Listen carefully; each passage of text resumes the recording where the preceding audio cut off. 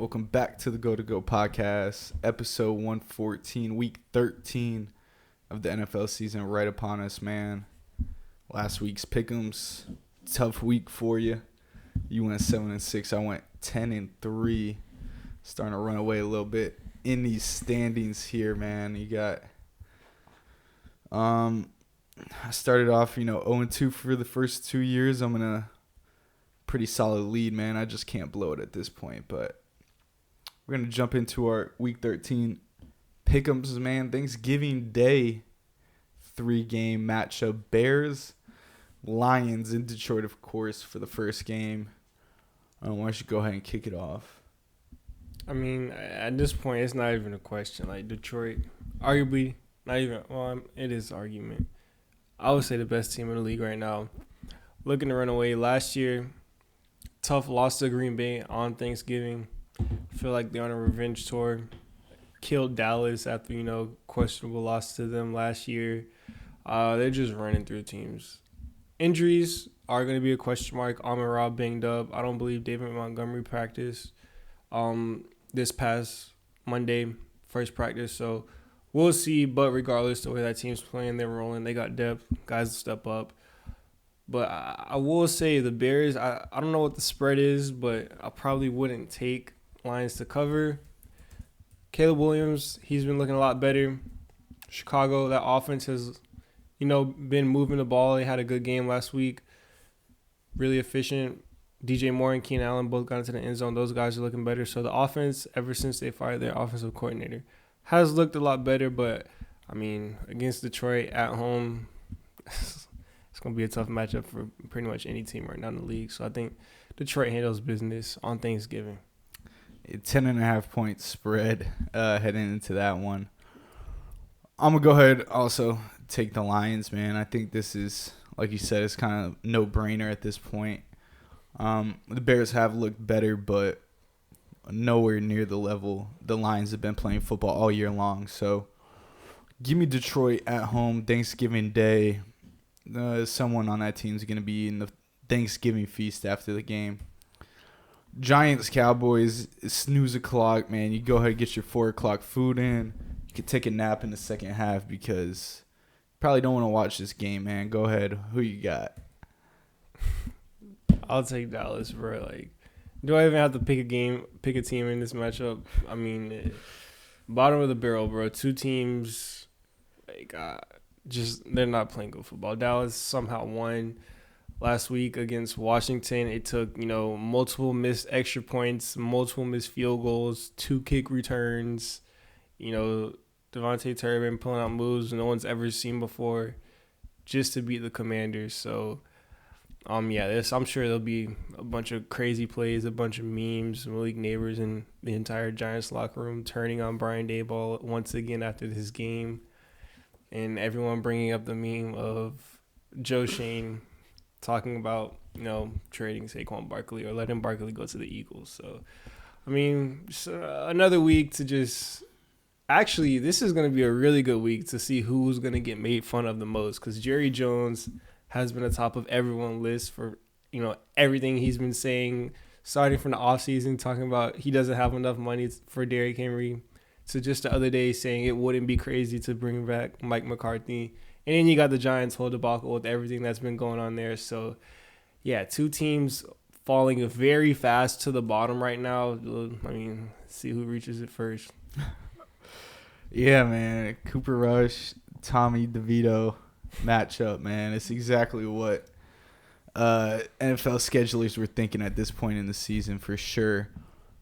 Yeah, give me the Cowboys, bottom of the barrel. You touched on it perfectly. Took a muffed kick return touchdown, and Austin Seibert, Browns legend, missing 2 PATs. So, all right, give me the Cowboys, man. The Giants, they look like they're in shambles, and Daboll's on his way out of being the Giants head coach. Nightcap, man. 2 teams right now, Dolphins, Packers, at Lambeau. It's late November. It's going to be nighttime. It's going to be chilly, man. The question marks of Tua in the cold come into play in this one. Finn's Pack, who you got? I have the Packers.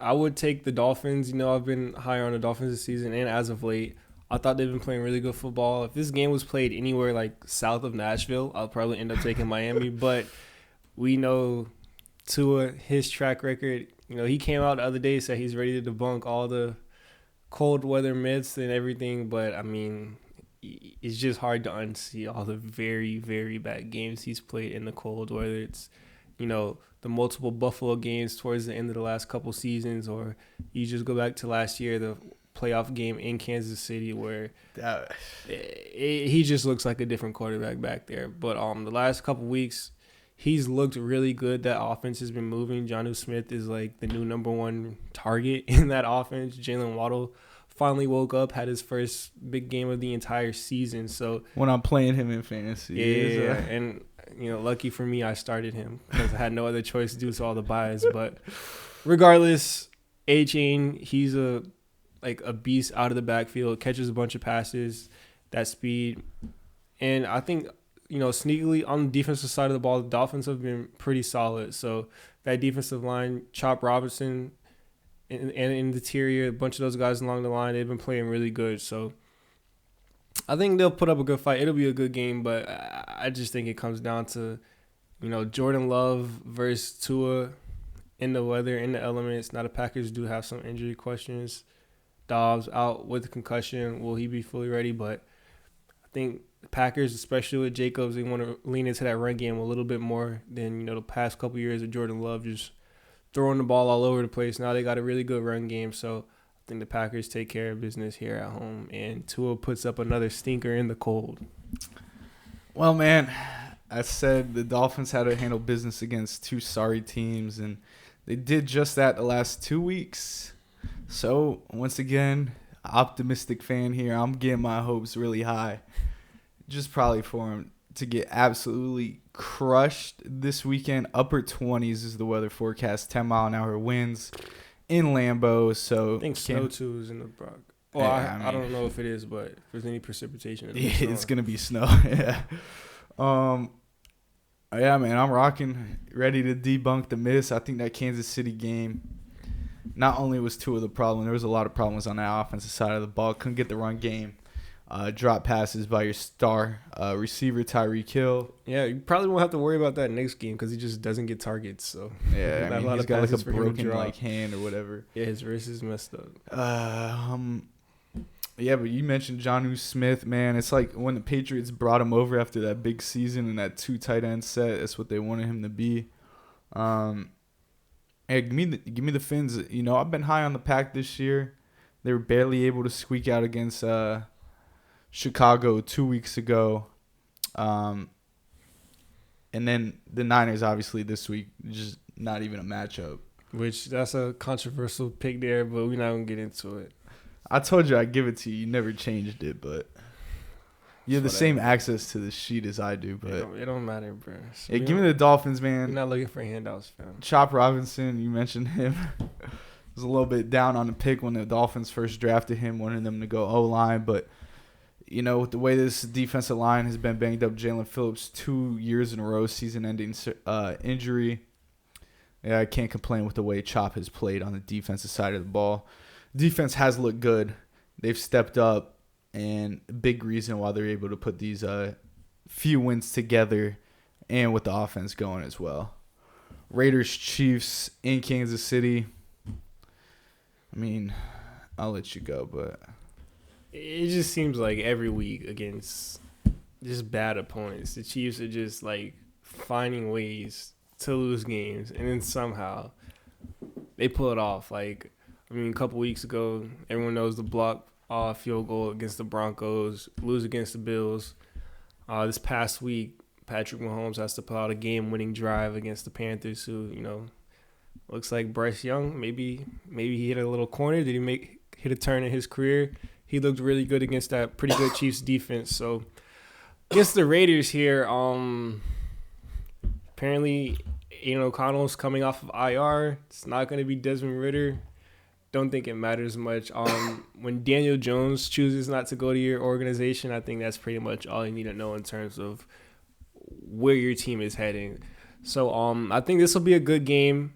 This was the same matchup we got on Christmas last year where Raiders got the big upset, pick six from Patrick Mahomes. Was that Jack Jones? Jack Jones, high stepping towards the end zone. Big Max Crosby game. Antonio Pierce up at the podium, just, talking his talk. And deserved it. They beat the Chiefs. But I think right now these teams are in two different categories. I think it'll be a decent game just because all of these divisional matchups have been close this year. A bunch of division upsets we talked about last week throughout the season. So I think it'll be close, but I think in the end, Mahomes finds some more magic and they get a win here against the Raiders. The Raiders just aren't a good team. They're just not. Arguably the worst team in football right now. Yeah, I'd probably put them second. Only behind the team that just cut their quarterback and he denied to go to the Raiders, which I have a problem with him not wanting to go to the Raiders. He wants to play for a playoff team. Wait, you have a problem with Daniel Jones not wanting to go to the Raiders? 100%. 100%. You suck. He is legitimately like in the same pack as AOC, Gardner Minshew. I might take them both over Daniel Jones at this point. You saw what he was not able to do this year with weapons on the outside. Yeah, you lose Saquon Barkley. I'm sure we're going to hear about your boy Saquon later in the show. But yeah, you're just absolutely one of the worst quarterbacks at the highest paid. One of the highest paid positions or players at the position. And you're turning down going to the Raiders because you want to play for a playoff team. I don't know what playoff team's going to sign him. Unless there's an injury barring in the next 5 weeks, but I can't see bro, it. Fam, you got to realize, bro, listen, Daniel Jones went to Duke, all right? He's not a stupid man, all right? He finessed the Giants organization for that contract. Bro, obviously he knows he's not starting anytime soon, bro. You go to a playoff team, look at guys, Sam Darnold, sat behind Brock Purdy last year in San Francisco, turned his career around. Your boy, favorite quarterback of all time, Baker Mayfield, went to the Rams and McVay, got acquainted in that system, turned his career around. Now he's, one of the top passers in the league this season. Daniel Jones goes to one of these really good organizations, gets some stability. 49ers, Purdy's banged up. Maybe he starts a game or two there. You go to the Vikings, you go to the Dolphins, one of these coaches that have a good offensive system, well respected. Everyone wants to run the Shanahan. Just go to a coach from the Shanahan tree. Sit for the rest of the year. You're getting paid by the Giants. It doesn't matter. And for the other team that signed him, fam, you're signing him to a vet, the league minimum. You're not even paying him $1 million. And then if he signs somewhere else during the offseason, you get a compensatory pick. So, it's a win-win, fam. You get a solid backup. And if you're Daniel Jones, just collect your check, learn as much as you can in hopes of starting again later on down your career, because right now he's cooked, fam. But there's definitely a chance for him to bounce back. We've seen it, a bunch of these guys. You look at Geno Smith, all of these dudes that have had success after being a higher draft pick, taking a backup job, learning from good systems, good players, and then having a decent career. Bro, Daniel Jones can do that. So why would you go to the Raiders, bro, and go there and play with who? Who's Brock Bowers? That's not going to do nothing for Daniel Jones, bro. Money isn't the question. At this point, you just trying to get better, fam. Go to a good organization, one of these stable organizations, coach you up, learn a really good system, learn from a good offensive mind. You're going to be straight. I don't know. Me personally, man, I just feel like you got a chip on your shoulder, trying to prove something.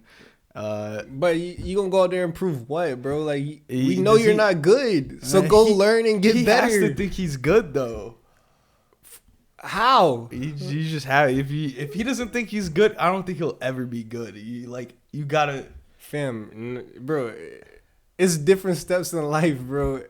It's when you could learn to get better. Obviously, Daniel Jones isn't good right now, bro, but you learn from one of these coaches, bro, Baker Mayfield. You came on this podcast, told me multiple times, worst footwork in the league. He was still a good passer, though, bro. He had happy feet in the pocket, bro. Daniel Jones is still a really good athlete. Cool. Okay, so he can plays quarterback. learn and be coached up. And they were saying that about Lamar, and now look, he's about to win MVP 3 times. He should not, but So I'm saying there is a world, bro. Sam right. Darnold, seeing goes. No, who believed in Sam Darnold last year, fam? Listen, Sam Darnold, Nobody, I think is a little bit different. No. How is Sam Darnold because different? he wasn't even considered to get a contract extension Because he was worse further out in his career than Daniel Jones. No, shorter in a short amount of time. Daniel Yes. Jones is worse later in his career than Sam Darnold was. Yeah, so like he didn't even. I'm just Sam Darnold saying, didn't like even get a chance. So the if clock he can come, ticking for an athlete quarterback, you know. if he, bro, Daniel Jones is what, like 28, 27. He'll be all right, bro. Worst come to worst, he a backup quarterback. Yeah, fam. he's He'll be vibing. 27. He's gonna be 28 next year. Already got his check, so money is not the issue for him. Now it's just learning to get better. He needs to get a barber. But I got the Chiefs, man. If you didn't know from the way I talked about these two, the second worst team in the NFL, the Vegas Raiders, Texans, Jags in Jacksonville. You go ahead. I'm reluctantly picking the Texans here. This has upset written all over it, bro. Jags return coming off of a bye. Doug Peterson, everyone's like surprised how he still has a job. They got some banged up weapons there on offense. Christian Kirk, he's out. Brian Thomas was dealing with the ribs earlier this season. Etienne and Tate Bigsby have both been banged up all season. Like, this Jags team is just not having a good season at all. Trevor Lawrence, him and his shoulder, will he be fully healthy? But you look at the Texans, man, they haven't really put good football out on the field in a while, bro. Like, CJ Stroud, you want to say sophomore slump. I think it's more of, he has the worst offensive line in football. I think he's been hit and pressured the most out of any quarterback so far in the league. He's just not on the same page, and you lose Nico Collins for a majority of the season. He's in his second week back, so he's still trying to find that connection, work that back in. And we talked about, leaning on the run game and Joe Mixon. Well, last week that run game wasn't going, so they were kind of out of their element. Defensively, they stepped up and made some big plays, but I just think there's a lot of question marks on the offensive side of the ball, and it starts up front. You kind of look at Bryce Young, what he was dealing with last year. Everyone was calling him a bust, saying he had no chance, that Panthers should trade him. Now they will go out in the offseason, invest in the offensive line. It's a little better. He's playing the best football of his career because he finally has somewhat of a decent offensive line in front of him. CJ Stroud, his offensive line gets better. His weapons are banged up. Now everyone's saying he's in a slump. So I think the Texans will be okay. Hopefully they can get healthy down the stretch. Offensive line can turn things around for this team. But right now, they're just not playing good football. I think they can still go in Jacksonville and beat this Jaguars team. But once again, man, divisional opponent, everyone thought they'd go out, beat the Texans last week, or the Titans, excuse me. Yeah, so it'll be interesting. I think it'll be a good game. Like I mentioned, the Jags got a bye week to get a little bit more healthy, but regardless, the Texans should win this game. They're the better team, so I'm going to pick them, but don't be surprised if, this is a Jags upset game. This is kind of like the Detroit Lions versus Chicago Bears light. Like, both of these teams are just a worse version of the other teams ahead of them. Yeah, I think the Texans and Jags are a little bit closer. In terms of spread, but yeah, I see what you're saying. I definitely could see an upset here for sure. The Texans losing to the Titans last week and Will Levis and Mr. Mayo boy over there, but yeah, possible return of T-Law. Brian Thomas, will he be back? The injuries on the Jags side obviously hurt, but now you get the bye week. You're looking a little bit better. Maybe they bounce back, somehow save Doug Peterson's job this year. Or maybe they're just going to fire him at the end of the season, just ride it out. Yeah, there's no point now. We're in, week 13. Yeah, just to go ahead and ride out the season. You already know what you're going to have. But I could definitely see them winning this game. But I will take the Texans. They have not played good football the past, I think, 4 weeks. I was just looking at their schedule. Obviously, lost to the Jets, the 5 picks to the Lions or whatever. It's just an ugly game. Somehow, some way, I think the Texans pull it off, though. On the road here. Next game up, Colts, Pats in Foxborough. Who's your pick? This is another one. I feel like this is a toss-up game, but I'm gonna go with the Colts, man. The Patriots are just like Drake May is doing all he can to win these football games, and coaching and defensively, it just kind of seems like they're doing the opposite. So give me the Colts. Anthony Richardson, um, a little shaky, came down a little bit from his Jets game a couple weeks ago, last week, but against the Lions they played right this past week. Yeah. Yeah, so I mean, best team in football. They hung around for a little bit, but ultimately, that Lions, they got that run game going. And once you get Anthony Richardson just dropping back, passing, you can kind of figure out what's going to happen there. Some inaccurate balls, not going to connect on a lot of throws, just kind of where he is right now in the point of his career. But I think they got enough talent. They can do enough to go in Foxborough, maybe hit one or two deep passes, and that's pretty much all you need against this Patriots team. So, yeah, give me the Colts, man. I'm right there with you. The Colts, they couldn't get the run game going last week whatsoever. It's going to be a big key to get AR going in past games, setting that up with the run, and obviously his mobility as a quarterback. But the Pats, they've been horrible. Dolphins were just creating, whether it was turnovers, big plays, long sustained drives. It seemed like whatever they wanted, they were getting against the Patriots.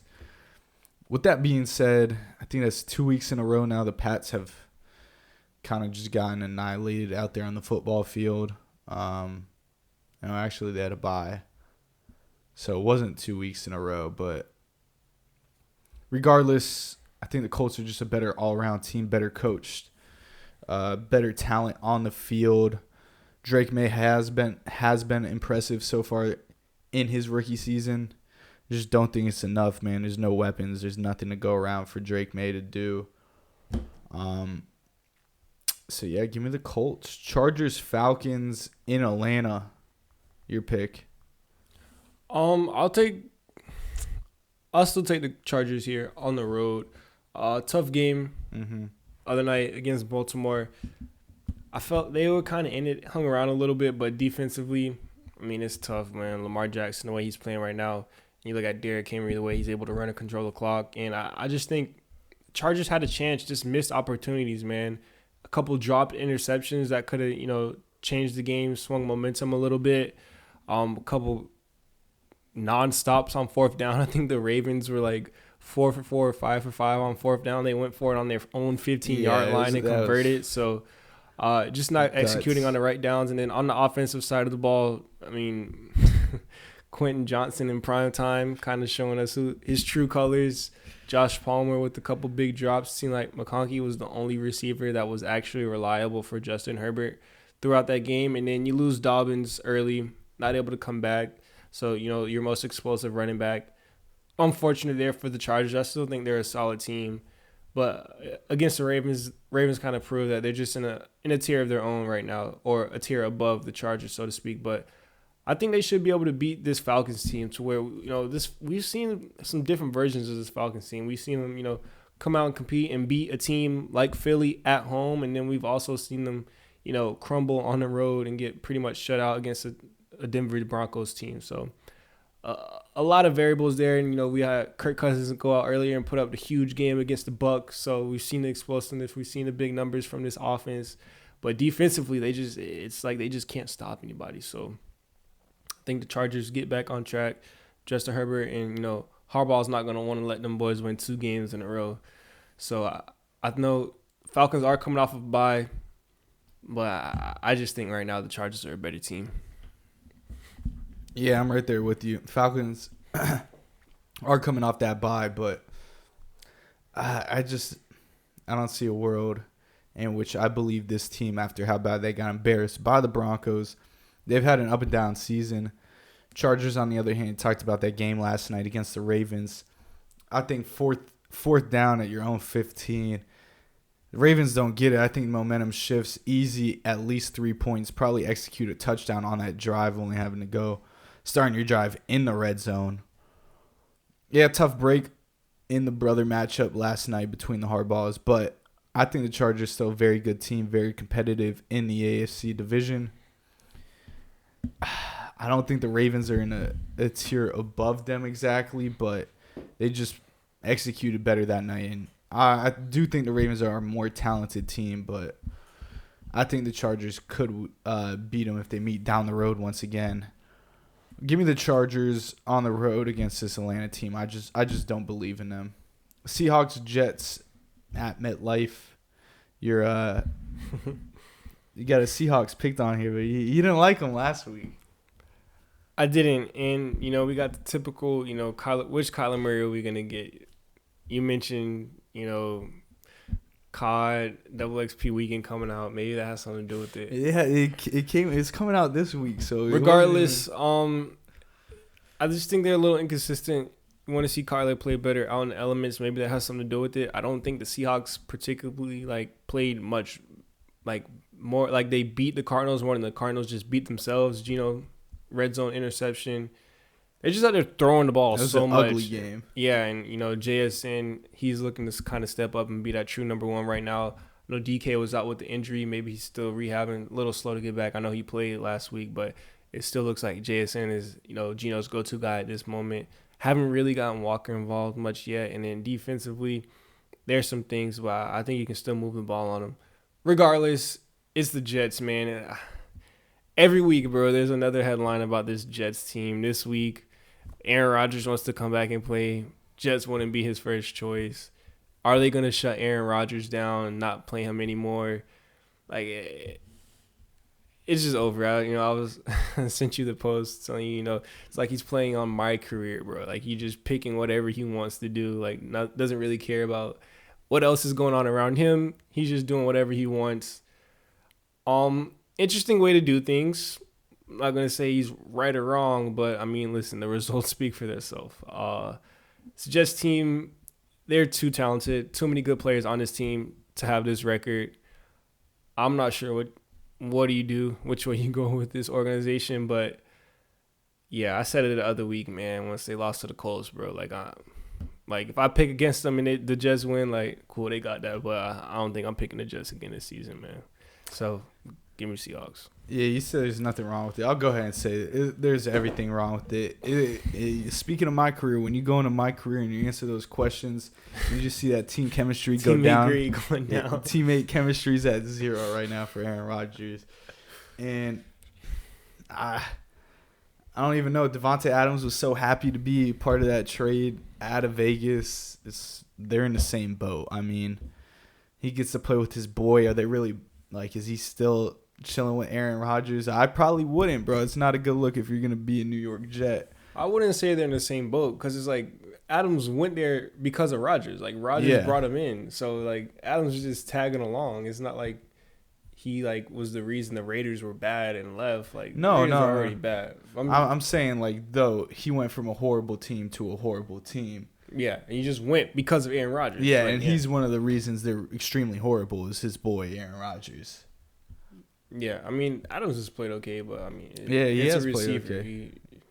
He can't really impact the game, as much. But yeah, you're not a QB. I wasn't putting the blame on Adams. I just thought it was funny that his boys, Aaron Rodgers, so happy to be there, and Rodgers is probably not much better than Gardner Minshew is right now. Yeah, give me the Seahawks, man. I had them against the Cardinals last week. They're one of those frisky, boring teams. They're sneaky, man. They could get a couple wins. And I think they're leading the division now. They might be because the NFC West, the Niners have never lost. But them. Yeah, Rams lost. Wow. Give me the division winner, the Seattle Seahawks, man, against this Jets team. Don't think there's anything going on in MetLife. And, yeah, Aaron Rodgers might have the worst teammate chemistry as a football quarterback of all time in the NFL. You can name one, man, I'll listen, but Titans Commanders in Washington. I'm not in on the Commanders. I think Jane Daniels needs to sit down, man, get those ribs. Something's not right. Give me the Titans, man. I'm not gonna say too much. I had to get that off my chest. This is another one of those coin flip games, whereas the Titans, especially that defense, is coming along. They pretty much just shut down Joe Mixon, who he had that big game against the Cowboys, scoring 3 touchdowns 2 weeks ago. He looked like one of the better running backs in the league. Well, Titans just came out and completely shut him down. So Commanders, they like to run the ball, dealing with some injuries there in the backfield. It'll be tough. I think I'm gonna pick. This can go either way. I'll take the Commanders. Defensively, there's definitely some question marks there where you let Cooper Rush kind of have his way. You're playing against why can't I think of his name? Will Levis. Yeah. Not much of an upgrade there from the quarterback wise, so I think it'll be kind of similar. Although maybe he'll get out and use his legs a little bit more. But this is just me believing in Jaden Daniels. When it mattered the most, he pretty much came out, put the team on his back, had a really good game-winning drive, did everything he needed to do. Wasn't game-winning, but supposed to be a game-winning drive.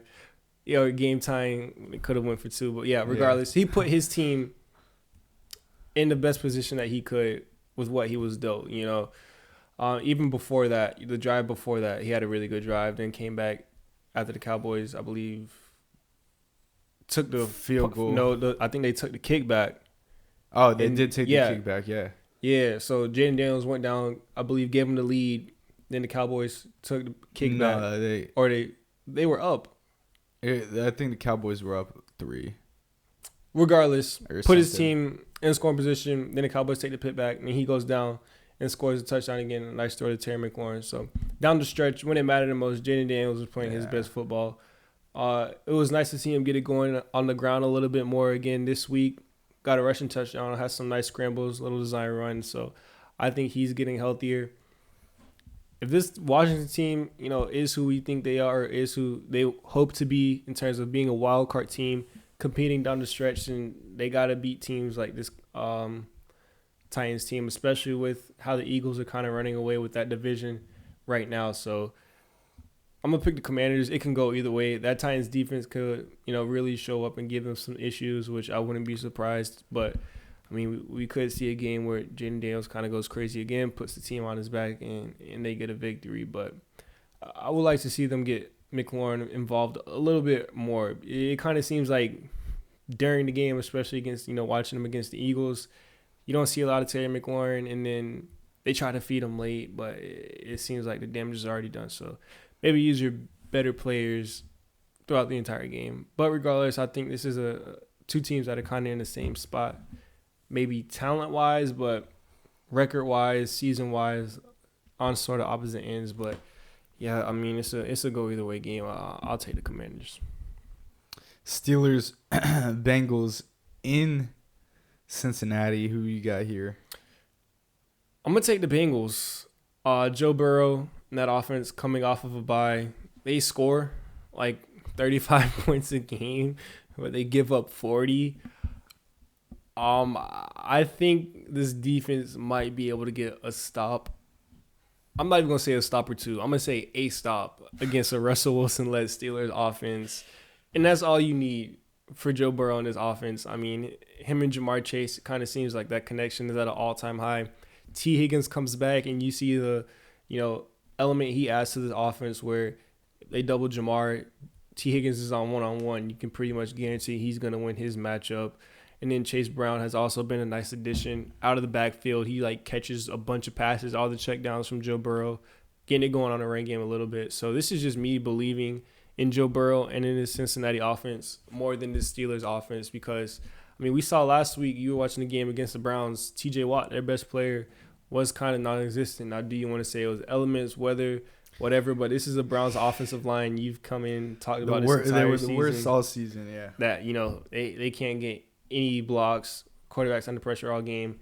He was kind of a no-show. So if TJ Watt doesn't show up for the Steelers defense, they're in some trouble. I think Russell Wilson will be okay. Typical game manager quarterback. I think he played decent for it out in the snow, being in the element. So against this Bengals defense, we'll definitely see a better game from him. I just think it comes down to who can make the bigger plays. I think points are going to be scored on either side, and when it comes down to it, give me Joe Burrow in that offense. Yeah, man, I wouldn't be mad if the Bengals won and just continue to ruin this Steelers season because the Bengals are playing for basically nothing at this point. I am going to go with the Steelers. you said T.J. Watt was basically non-existent. He was non-existent against the Cleveland Browns. MG. Yeah, I mean, if you want to start talking about him now, I will. But I'm gonna save my T.J. Watt slander for the last segment of the episode. Russell Wilson, I thought he played pretty. Like you said, pretty good. He made some key throws down the stretch in the blizzard with some dots. Yeah. Especially that touchdown down the middle. Greg Newsome, he was some pretty good coverage downfield in the blizzard that they were playing, and Russ delivered a dot. I also thought the way Russ stood in that pocket to throw that Hail Mary downfield while just getting absolutely leveled. Surprised he's not in some type of injury protocol, but yeah, I mean, hopefully that Bengals offense can get enough. I think they should be able to get more than one stop against the Steelers team. I don't know, man. That Bengals defense is But I bad. do think the Steelers, T.J. Watt does have to respond after a game like that. Getting shut down by the worst O-line all season, and Bengals probably one of the worst O-lines there are at the same time every once in a while. But I also want to say, I think Mike Tomlin tried to get a little too cute down the stretch in that game also with Justin Fields. Like, Russ is playing good. He's throwing the ball. yeah, I don't know why they kept trying to bring in Justin Fields. Like, this is college football in, like, 2005. Like, two QB systems don't work anymore, especially when Russ is playing as good as he is. I can understand a couple short yardage packages where you're going to have the design QB runs, but you can't have Justin Fields making throws on, some of the biggest downs in the game down the stretch. That's like, you literally benched him for that reason for Russell Wilson. So don't put him back in that environment and give him that opportunity, because, I mean, picked up right where he left off, throwing jump balls to George Pickens that are just out of bounds. So I think down the stretch, you might have want to kept Russ in there just a couple more plays. I do think there was a point, I think it was the third quarter, where the Steelers couldn't get anything going. There was a stretch where Justin Fields had 4 plays that got him He had one big run, really going. Yeah, which was nice, but just, if you're gonna be in the game, keep it at that, bro. Yeah. Don't have him throw the ball. I thought he did a good job there, and then Russ kind of came in, took it over in the next drive. I was surprised that we saw Justin Fields again because Russ had gotten it going. Seemed like they gave him a little energy boost and, attribute boost. I don't care, but I agree with you 100%. Cardinals, Vikings in Minnesota, Skull Nation. Who you got? Give me the Vikings, man, especially at home. This Vikings team, Sam Darnold just can flip on the switch, I guess, in overtime and become a top 5 quarterback, where it kind of seemed like all throughout the game, kind of average, not really doing much. When it matters the most, they get the ball. He goes out and win the game. So Sam Darnold, we mentioned him earlier in this podcast, but he's definitely turning around. He's playing a lot better. Has the weapons on the outside. TJ Hawkinson continued to get integrated into that offense. He had a big game. Justin Jefferson on the stat sheet had a quiet game. Had like a 60, 40-yard touchdown called back. You don't like to see that, but Jordan Addison was eating on the other side. Yeah. He got involved, so they're able to get it going through the air. And then Aaron Jones out of the backfield, besides the fumble he had on the goal line, he had a pretty productive game as well. So defensively, I think they might have taken a couple step backs to where they were early in the year, and they were like shutting out all these teams and scoring. It seemed like they had a defensive touchdown every single game. Not at that level anymore, but I still think, your boy over there, Brian Flores, coaching them up well, doing a good enough job in the way Sam Darnold and this offense is playing.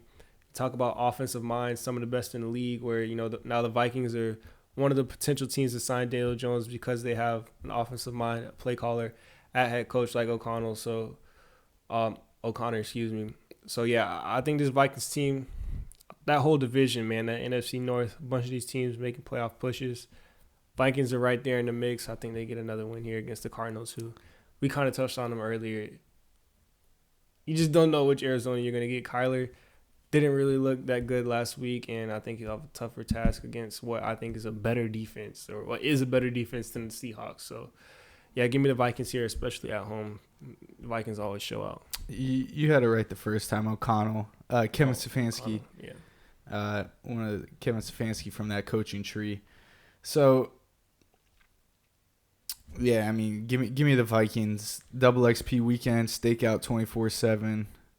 Cardinals, I'm just not going for it, man. I was a firm believer in them until I think the game where it was just a James Conner show with Kyler Murray was non-existent and they got the win.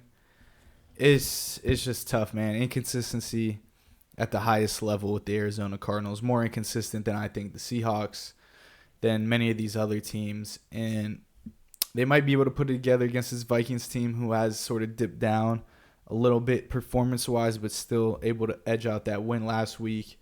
You mentioned Sam Darnold in overtime, Jordan Addison, big day on the outside. Give me the Vikings, that defense. I think they'll be able to make a couple plays against this Cardinals team and just be able to run it at home. Rams, Saints in New Orleans, your pick.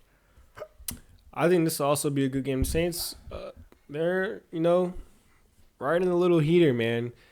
Coming off of the bye week, Taysom Hill, he had a giant game a couple weeks ago. Derek Carr found his new favorite deep threat to just chuck the ball up to an MVS. And Alvin Kamara, as long as Derek Carr is back there, he's going to get all those check downs. It's either, a 50-yard bomb or check down, it seems like, to Alvin Kamara. So he's getting it going in the run game. And defensively, I think they're doing just enough. But Rams coming off of a brutal – it is a brutal loss. You let someone run for 255 yards on you. But regardless, I think it'll be a lot different in terms of going out and trying to face the Eagles and the Saints this upcoming week.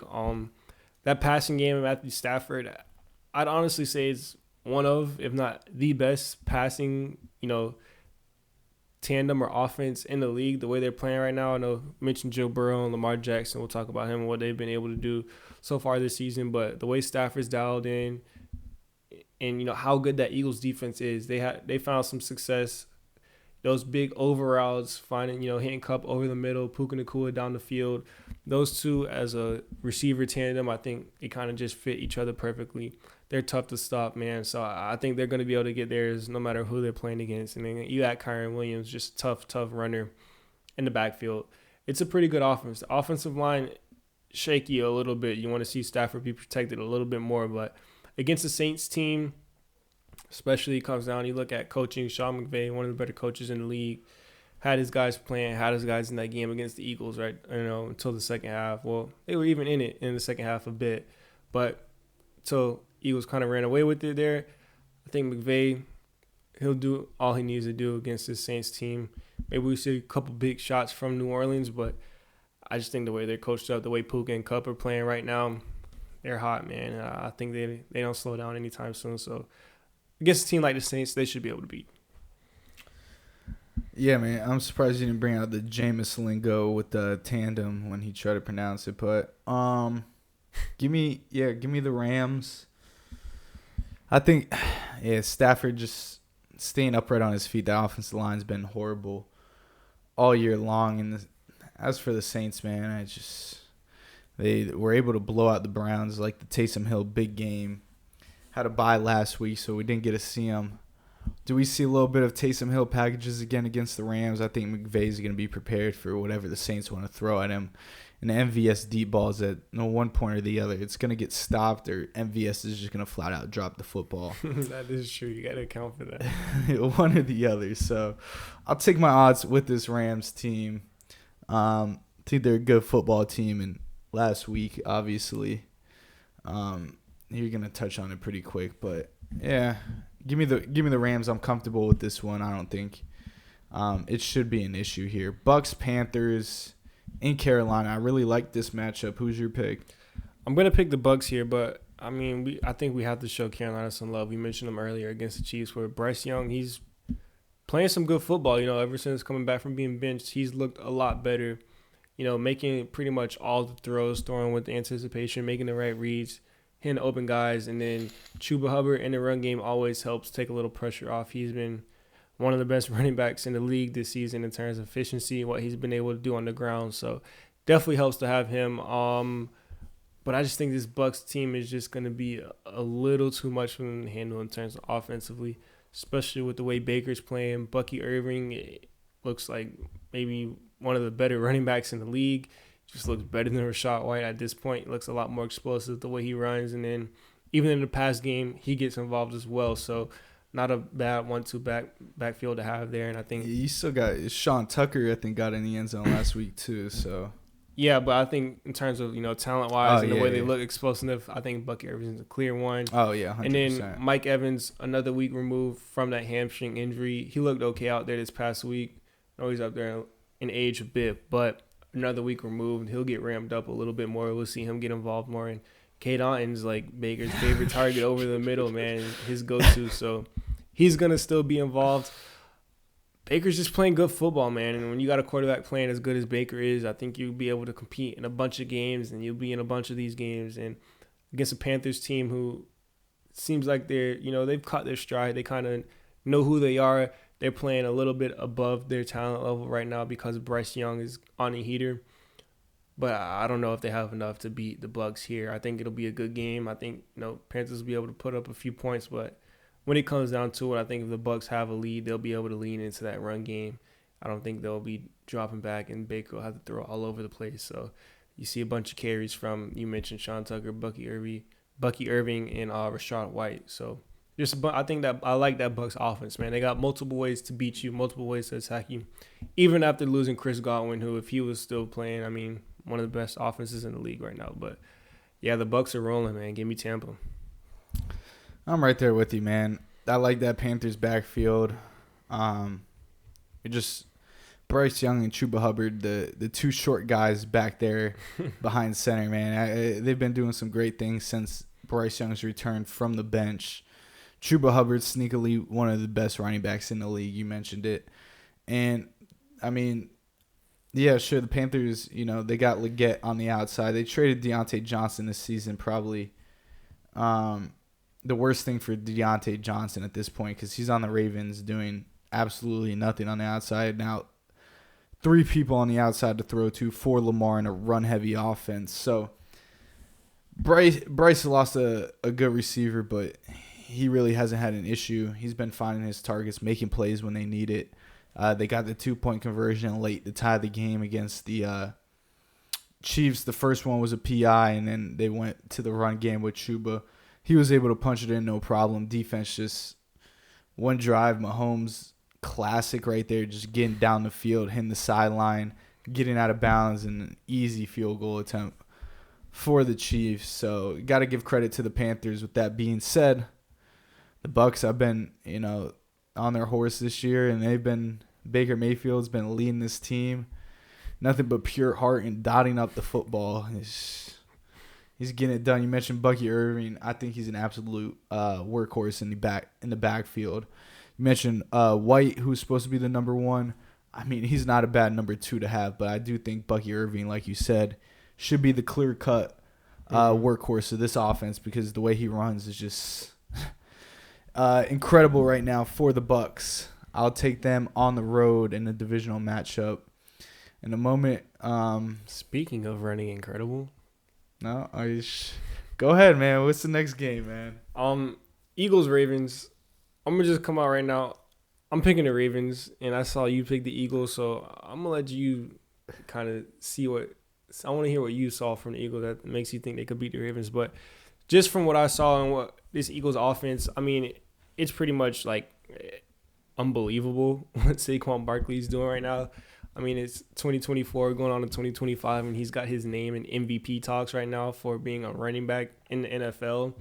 And it's funny to think back, like last year, what Christian McCaffrey was able to do with the 49ers, and kind of like, oh, is his name up there? Can he win MVP? And it kind of seemed like his name was in MVP talks, but no one really took it as serious, to whereas it kind of feels like Saquon has a legit shot to win the MVP this year, and his name is actually taken seriously in talks just because, the big performances he's had, and obviously it helps to have a bunch of these games in prime time where he has all eyes on him. But what is there to say, man? Eagles franchise rushing records, 255-yard rushing, over 300 total scrimmage yards in one game, found the end zone multiple times, and when you put a talented back like Saquon Barkley behind that Eagles offensive line, I mean, look what they were able to get out of DeAndre Swift and what he's doing now in Chicago. He's good for like 1 or 2 big runs a game, and a big run for him is like 25 to 30 yards. And then you look at Miles Sanders, what he was able to do during his career, and for the Philadelphia Eagles behind that same offensive line. You can't even scratch the backfield right now for the Panthers. Chuba Hubbard has it completely taken over, and Jonathan Brooks, their rookie they just drafted, seems to be the number 2 now. So Miles Sanders not even see the field. So Kenneth Gainwell, he's always had, he got in the end zone this last game. He's always been a solid backup. We talk about him, Boston Scott, the giant killer. I mean, the list can go on and on of mid running backs that have had success against this Eagles O-line as of late.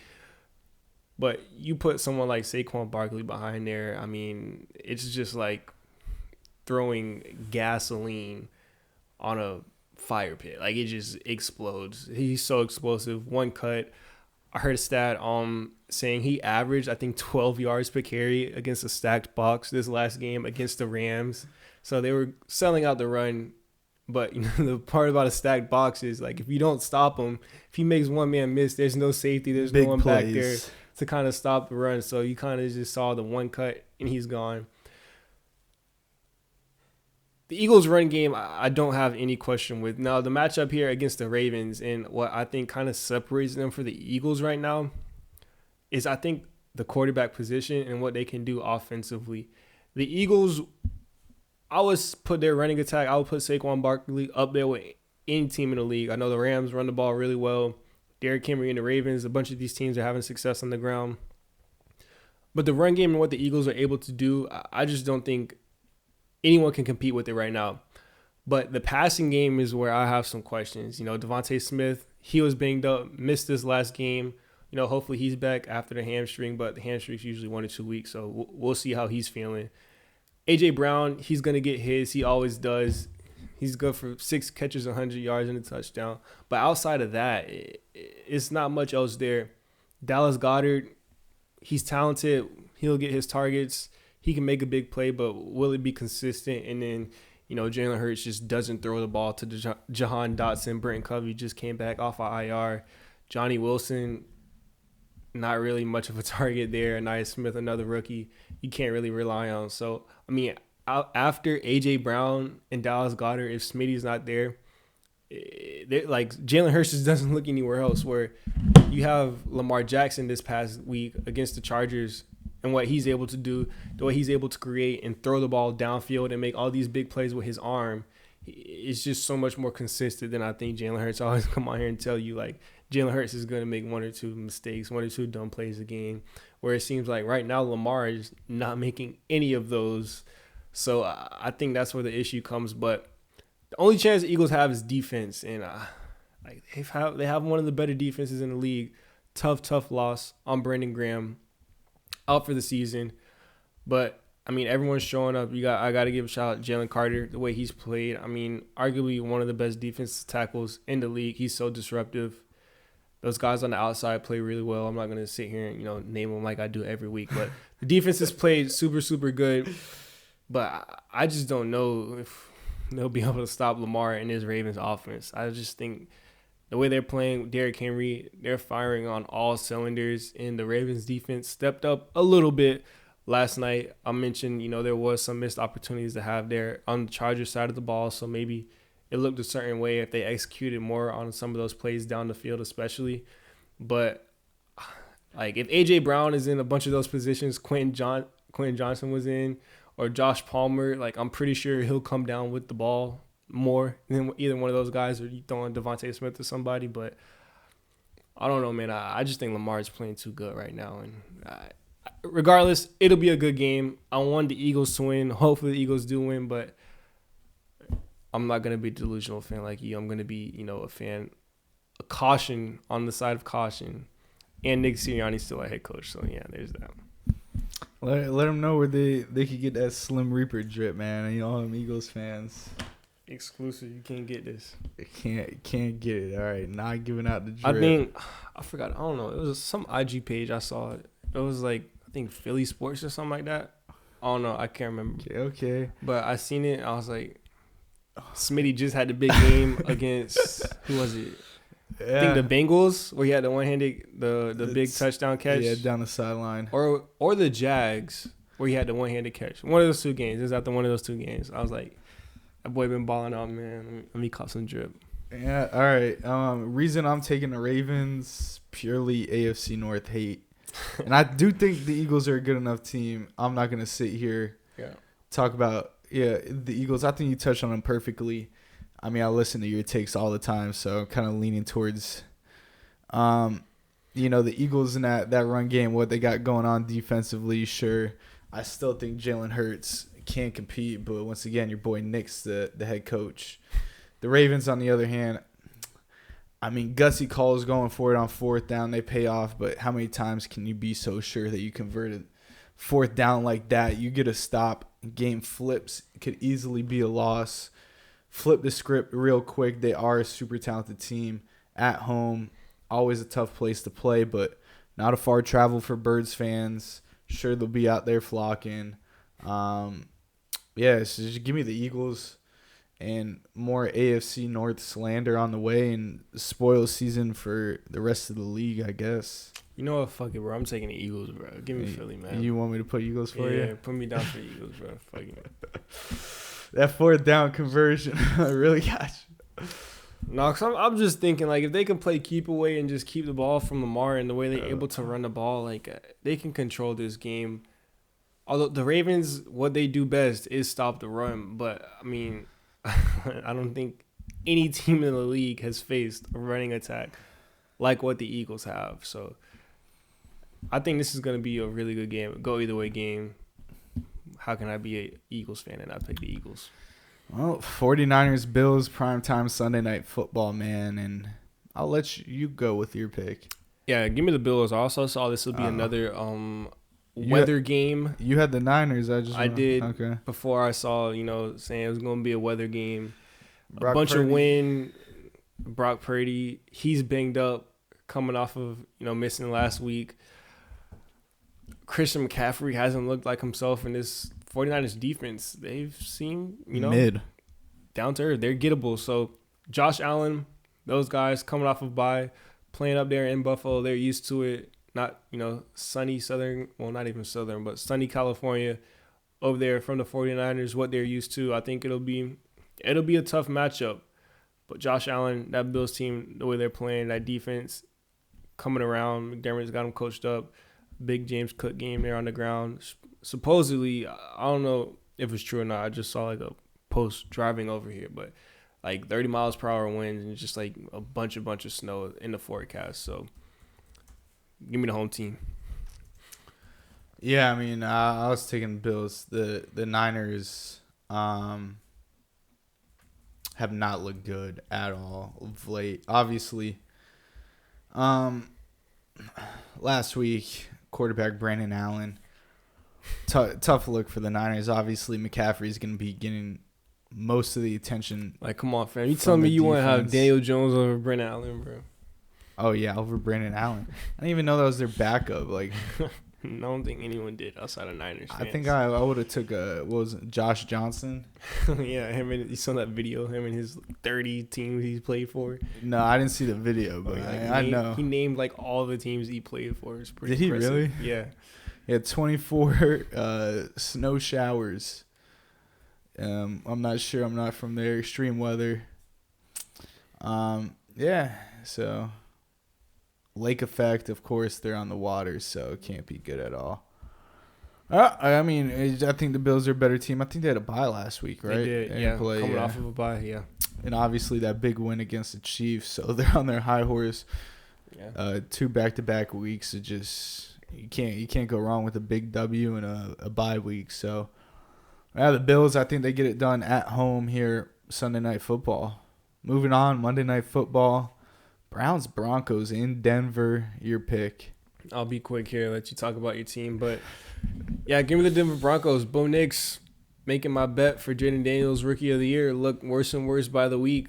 He's balling out. That Broncos defense really, really solid, and Cortland Sutton has been turned into a true number one with Bo Nix back there. So it'll be interesting to see what they do with the run game. I think that's kind of the one element they're still missing. Seems like 1 week is Javonte Williams, and then the next week Sean Payton's coming out saying Audric Estime will get most of the run, and then McLaughlin's out there in the backfield catching all the passes. So I think they got to figure out the run game.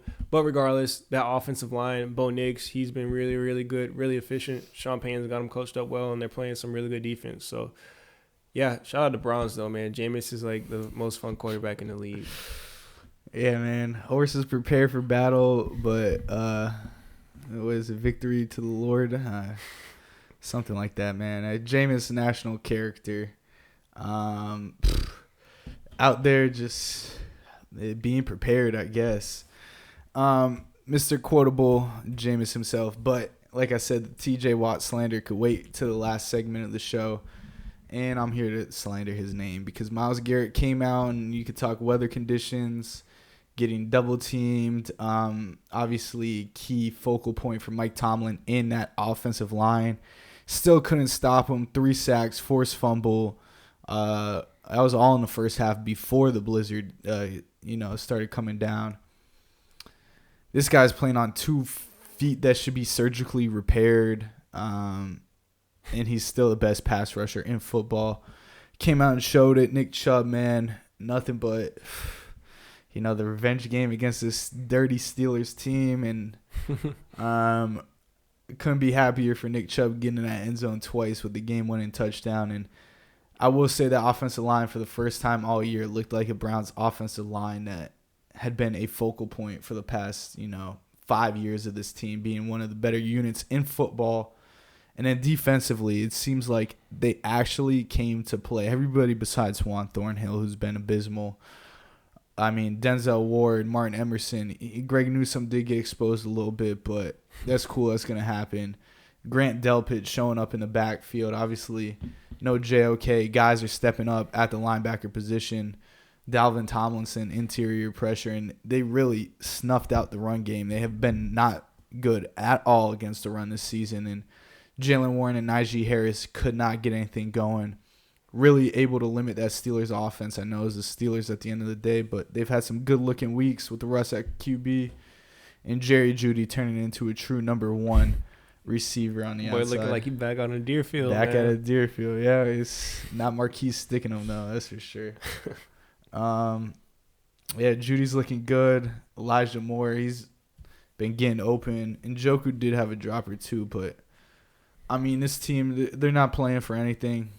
Myles Garrett said it post-game, got to find your why. And I don't know. I wanted them to lose out, bro, but it's fun watching them win. Especially with Jameis. It's fun watching them win. So give me the Browns on the road because I would not be mad if they lost. But apparently when I pick against them, they win. So against the Broncos, I could care less if they win or not. Mainly against those divisional teams, I want to see them catch a dub. And play spoiler for the rest of the season. But that's going to wrap up our week there, Team Pick'ems. You got any last comments, takes, anything like that, man? No, man. I know we touched on college football a little bit last week. Tough weekend to be a Alabama SEC fan. Yeah. Alabama, Ole Miss, and A&M. Unless you're Jackson Dart, man. They talk about I would say, tough week to be a Indiana Hoosiers fan. Tough loss to the Ohio State, but I mean, a few hours later, every single team that was ahead of you in the SEC loses. So now it looks like you're still have a pretty good shot to make the playoffs. So I mean, a tough loss, but if I'm an Indiana fan, just getting you battle tested for more, tougher matchups down the road. They should be ready. But yeah, man, Alabama, A&M, Alabama was bad getting and blown Ole Miss, out, but Ole Miss. Jackson Dart and his Heisman chances just, I think they went out the door. Out of all of those games, I will say Florida and DJ Lagway, they've been better down the stretch. So that's not as worse to losing to Alabama loses to who they played. Was it Auburn? Yeah.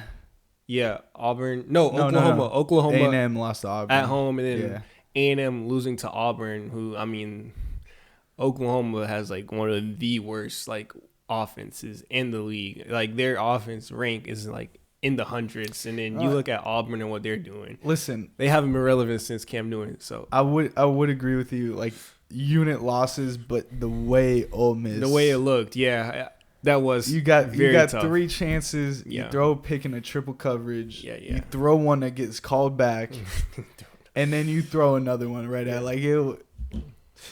Yeah. Script writing was crazy right there for Yeah, Jackson that's a tough Dart. one. Yeah. That was ugly. Yeah. Crazy weekend in college football. But I think, bro, the playoff is going to be interesting. BYU and Arizona State. I think, bro, Colorado I lost. saw somewhere, I forgot who said it. I think there's like 9 teams still in contention to win the Big 12. Like it's still wide open. Yeah. So I mean that conference is crazy, but I want to. Colorado loses. UCF, so I'll tell you that. I mean, no, they can't. I think they're out of bowl contention now. You need 6 wins. But I think you look at it's Colorado, Arizona State, BYU still in it, Kansas, they're still in it, coming off a bunch of wins back to back to back. Yeah, Iowa State, Arizona State. Yeah. Navy's 5-2, Memphis 5-2, ECU 5-2. What am I looking at? Colorado, Baylor, Kansas State, TCU, Kansas State, yeah. Texas Tech, West Virginia.